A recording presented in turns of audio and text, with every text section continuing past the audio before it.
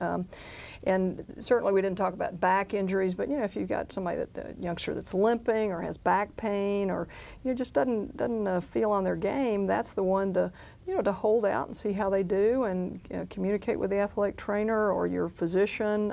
These injuries oftentimes go to a lot of different physicians and emergency rooms, and so it's real hard to find out what the true number is, but we do feel like it's certainly rising in the elbow in youth sports. So we know it's out there in a lot of different sports as well, like swimmers' shoulders and a lot of other areas that need to be addressed. And we want to help with that and keep kids in the game and keep them fit forever. Right. And I think another aspect that I've noticed personally with the athletic trainers is they become embedded in the athletic programs at these schools. They become part of the teams. And so I think, from what I've noticed, a great trust factor develops between athlete and the trainer. And so there's a person, we were talking about earlier, who the athlete may share their pain with, maybe more than a coach or a parent. Right, and that's a good part of a family member to go to again and again and to trust.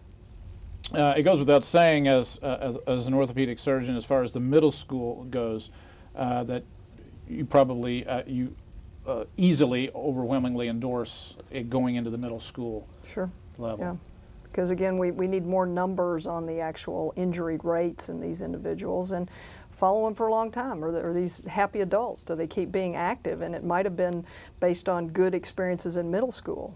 They may or may not get a college scholarship. That would be good for their parents, but keep them healthy forever.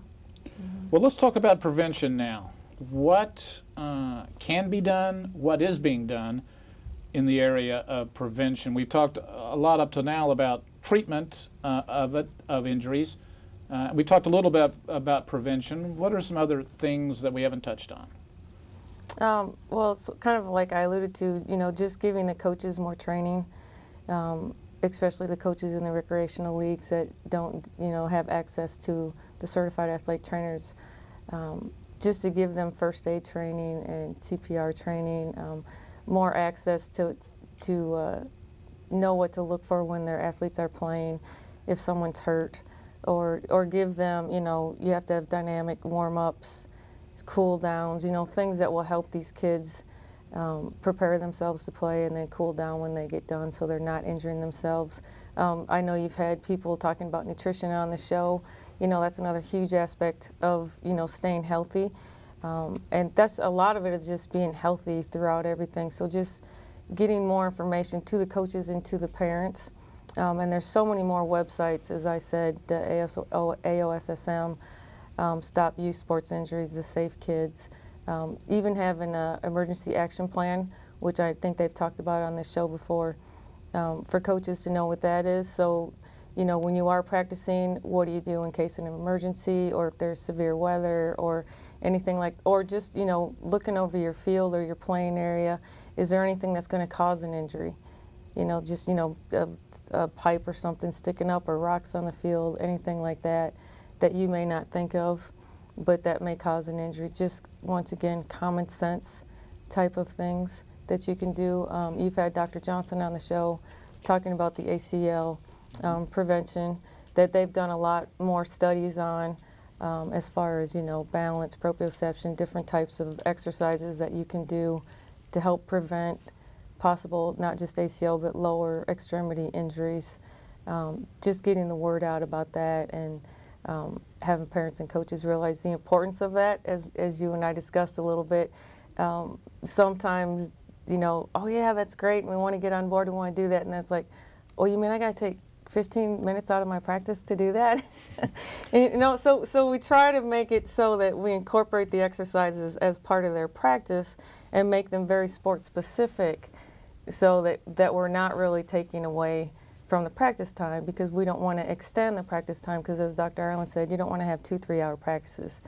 But putting in some basic exercises that they can do that will help prevent injuries is something that we're trying to get the word out more on, and these websites help a lot as far as even just dealing with how does a parent go to a coach and say, I think my child is hurt, he needs to stop playing, or for coaches to even coaches, on the other hand, go to a parent that is just adamant about, my son or daughter is going to play, I don't care what you say, and dealing with them and saying, you know, really, I think that what I've seen it throughout the practice is that they're hurt and we need to get this looked at. So it gives you tips and different things on how to deal with that kind of stuff. And I think it's important for everyone to realize how to do that.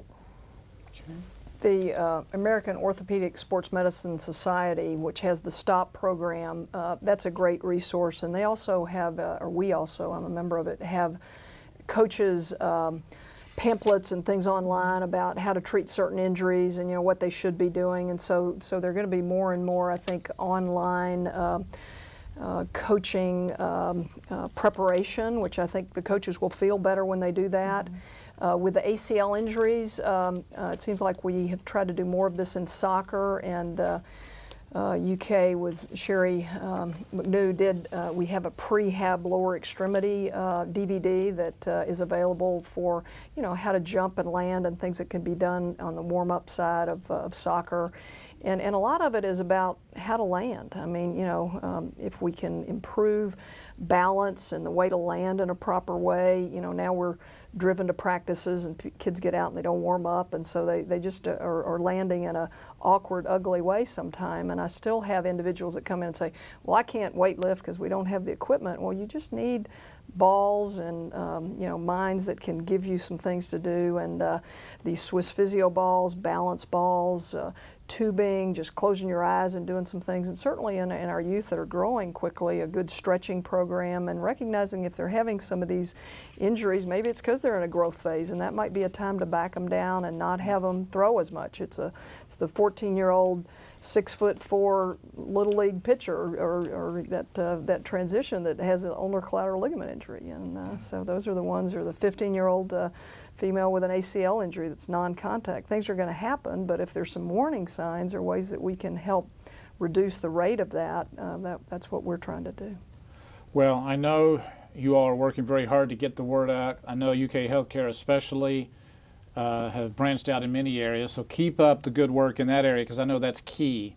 Final thoughts on the issue. I'll start with Sherry and I'll give you the last word, Dr. Ireland, about everything we've been talking about. Any final points you want to get across to our viewers? I would just say common sense, like we've been talking about, and communication. So parents have to communicate with their kids. Kids have to communicate with the parents and the coaches, and not be afraid to say, you know, I hurt. You know, playing through pain anymore it's not worth it. It's going to cause more problems down the road than just initially getting it taken care of and getting looked at. And just going to these websites, because as Dr. Ireland said, they have some wonderful information, especially on the AOSSM and the Safe Kids, that will give them, you know, specific guidelines and things to look for, and then like pitch counts and different things for different sports. It's very sport specific.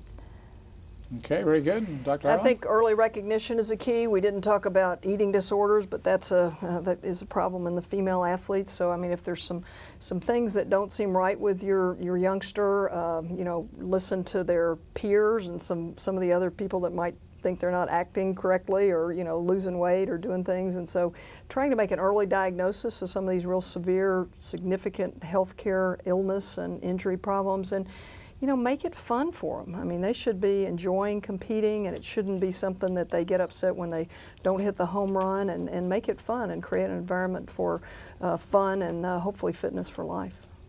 Great way to end the program. Dr. Ireland, thanks again for coming down. It was good seeing you again. Good Hopefully it's not such a long gap in between Look forward appearances. to the next time. Yeah. And Sherry, thanks to you as well. Appreciate it. And we'd like to thank you all for watching. We'll see you again next time.